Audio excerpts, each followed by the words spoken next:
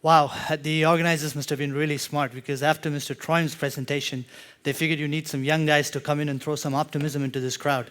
And I can see that you all become really quiet after that really pessimistic view. But I guess when you're young, you have the luxury of time, you can always look for more optimistic times. Well, good afternoon. My name is Saravana Sivasankaran. 10 years ago, China single-handedly changed the shipping industry as we know it today. It has hands down been a game-changing event for us. When I say us, for those who have just seen a few cycles as compared to others who have seen many cycles. So regardless of whether you're a ship owner, whether you're a charterer, whether you're a yard manager, or whether you're a technical manager, it has changed your business model. It has forced you to accommodate China into your business model, into that equation. But over the next 10 minutes, I'm going to set myself the ambitious target of sort of presenting to you another game-changing event that could possibly change the way we see the industry today. Another possible China that is in the making. But to sort of put things in the right context, I'd like to spend some time about my own background. I'm the board member of a company called Siva Shipping. And Siva Shipping is actually the flagship company of a portfolio of different shipping brands. JB Uglan Shipping, which is a company that we acquired 3 years ago, right here in Oslo, and well known in this part of the world. A mixed fleet of modern tankers, dry bulk, gas carriers, and chemical tankers. Crossbridge, which is one of the leading Asian dry bulk operators. Siva Global Ships, which is the offshore arm of Siva Shipping. And Nordic Tankers, in which we own 23% stake, and which is the fourth largest chemical tanker operator today. But of course, Siva Shipping is only one part of the Siva Group family, which is a $3 billion enterprise, 25-year-old company, very diversified sectorally, with investments in real estate, telecom, engineering, energy, commodities. Good credit rating, but more importantly, a very strong global presence. And I'm going to sort of build on that today, because our views in this presentation are sort of built upon our own operations and investments that we have had across the globe. In simple words, we're just using hard-hitting evidence. This is not going to be a very number-crunching or a financially intensive presentation that's going to help you predict what the VLCC rate is going to be 3-4 years from now. We have much smarter guys to do that in this conference. So before we get into that, we need to spend a little time about this term called BRICS. The word BRICS has become a very fashionable word amongst economists in this last 1 decade. And it has had far-reaching consequences for our industry as well. And why wouldn't it? If you look at the BRIC countries, you have Brazil with its huge offshore and gas with Petrobras, iron ore exports to China. You have Russia, which is strong influence directly and indirectly on shipping through the oil and gas. You've had India, which has sort of tried to mimic what China has done through its growth rate with its huge coal imports and iron ore exports.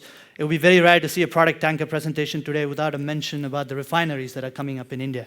And of course, you have the 800-pound gorilla in the industry. Single-handedly changed the economics of the industry. For better or worse, we will only know as time goes by. But I'm 26 years old. I have the luxury of time on my side, and in shipping, we all know you never really retire. There's no retirement age.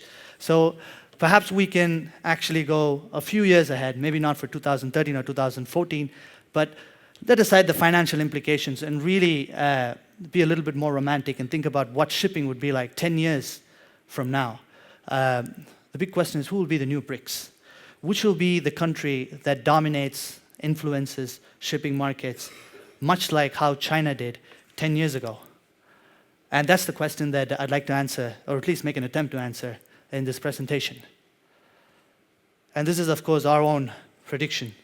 So you'll have your objections and support, depending upon where you come from and what you've seen. But let's build some context before we delve into it. We believe that we're in the onset of a major super cycle. And that super cycle is the culmination of so many events that have happened in the last 2 decades, most of which I can't go inside with the limitation of time that I have. But the key factor is commodities are going to be the theme of that new super cycle. Why now? We've heard this commodity bull run again and again. Oil goes up, oil comes down, coal goes up, coal comes down. But for the first time, you have India and China, about 40% of the world's population, actually being able to afford to hike up the price of commodities. They're going to want the same luxury and benefits that we enjoy in this part of the world that we take for granted. They can actually afford to buy them. And with the limited resource that we have, the only way the commodity prices can go up is up. And we would have all seen, at some point in time or the other, we would have seen the food riots in Middle East, in Africa, in South America. This is going to be a recurring problem. It's not going to go away. That is why many of the newly elected governments have put food security at the top of the agenda. A simple equation: growing population, limited fertile land, limited water availability, which means the only way you can work yourself out of the problem is by doing large-scale agriculture to bring down the costs. And of course, your basic infrastructure development as people graduate from their standard of living to a better standard of living, which is going to put pressure on commodity prices. So what does that mean? It just means that maybe it's time for a different continent to shine for the next decade. And I say this with full pride, being from India, where we've had 2 glorious decades of growth. But I see the future being in Africa. And Todd sort of stole my thunder a little bit with his question on Africa, and Peter Anker was spot on when he said that the opportunities in West Africa is only growing. But if you look at Africa, it's a continent of more than 1 billion people, 15% of the world, plenty of fresh water. I'll come to you in a minute why that's important, and extensive natural resources. How can Africa be our savior? Today, we haven't even hit the tip of the iceberg on the amount of reserves that Africa has in coal, in iron ore, in coking coal, thermal coal, in so many different metals. So there's a very, very strong possibility that Africa will become the new natural resources hub. And I'm not saying this because of my own gut feeling or I've seen a mineral resource map. We're seeing serious money flow into Africa this time around. It's not just a short commodity bull run. It's actual infrastructure that's being built. Real roads, real logistics, ports, irreversible things. It's not just people buying mines and flipping it to the highest bidder. Serious people. Africa also is more inclined to become the food bowl of the world. What that means is you're going to transfer all the small-scale agriculture that you're doing in the developed countries, which are going to become economically unviable, and you're going to do it in the lower-cost, agriculturally intensive countries where getting large concession of land and actually working on the economies of scale is going to be a lot easier. And then, of course, you have growing population, which is going to create a new demand pool. And for the first time, we're seeing a lot of interest from foreign investors, not just big oil majors who are going to use diplomatic ties to make sure they get their way around. We're seeing mid-sized companies, we're seeing large-cap companies, Chinese, Indian, Asian, European funds come in and invest money into Africa. And when you see something like that happening, you know that there's going to be an avalanche of other investors who are going to catch on, and that can only mean one thing, that the development is going to go up. Now, what does this really imply for shipping? That is the most interesting part. With the dry bulk, with all the pessimism that we have, and I'm bearish on dry bulk as well, if it comes as positive news that West Africa, especially with its abundant source of iron ore and coal, could become the new Brazil or the new Australia. And it's all going to go to India and China, which means that there's going to be a greater ton-mile demand vis-a-vis Australia, which also means that in the long run, to get economies of scale, you're going to use your VLOCs and capes that have been ordered. And they don't necessarily look like a good idea from now, but you could have that black swan that we talked about, this sort of a surprise if the port infrastructure catches up. On the chemical trades, something that is quite close to us in Siva Shipping because we have quite a number of stainless steel chemical tankers, Africa is very rich in phosphates. It's one of the few places in the world where people don't realize for agriculture you need fertilizers, and for fertilizers you need certain very limited phosphates, sulfuric acid and phosphoric acid, which is not in big supply in the world. It's even more scarier than peak oil scenario, but Africa is rich in it, and we've seen a lot of companies go and set up acid plants in Morocco, in Tunisia, in Senegal, and they're going to want to transfer it back to their home country because it makes economic sense to manufacture the fertilizers back home, which means you're going to see a lot of demand for high specification chemical tankers. And of course, palm oil, which is a big buzzword today. Extensive amount of capital is going to go into palm oil. It was dominated by Indonesia and Malaysia. They control about 85% of the market share today. But the funny thing that's happening now is the same Indonesian and Malaysians are going and acquiring large tracts of land in Africa because the land in Indonesia and Malaysia has become expensive. Greenpeace is sitting on them. They've moved to Africa where they can get much larger concession of land. To give you some idea, I personally know of a company that has acquired 1 million hectares of land only for palm oil. This is one company. For those of you wondering how much is 1 million hectares of land, that's 10 times the size of New York City. So digest that.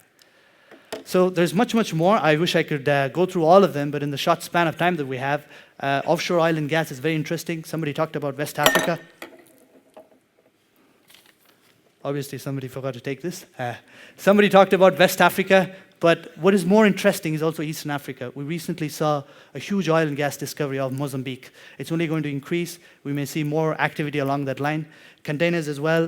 We've already seen Maersk set up shop in many of these countries, and more liner services will only help African countries export their goods with much more value add than they're currently doing today.